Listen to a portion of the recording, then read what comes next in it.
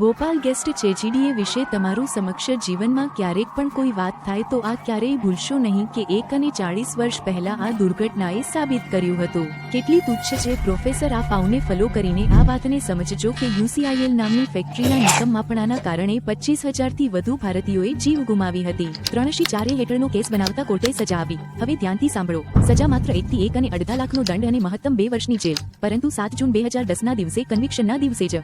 બધાને જામીન મળી ગઈ એકને પણ જેલ નહીં કાપી ફેક્ટરીના ચેરમેન બોરન નેન્ડરસનને વીઆઈપી ટ્રીટમેન્ટ મળ્યું ભારતથી ભાગી જવા દેવામાં આવ્યો અને પછી બસ ભાગોડા તરીકે ગુહિત કરવામાં આવ્યો વિચાર કરો ફેક્ટરીના લોકોની નિગ્લેક્ટના કારણે 5 અને અડધા લાખથી વધુ ભારતીયોની જિંદગી નરક બની તેમાંથી એક પણ વ્યક્તિને જેલ નહીં થઈ એકને પણ સજા નથી મળી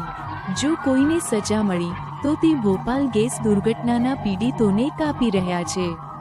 આ દેશમાં એક માણસની જિંદગીની કિંમત માત્ર એટલી જ છે કે યુસીઆઈએલના 715 કરોડ રૂપિયાના દંડને વહેંચવામાં છે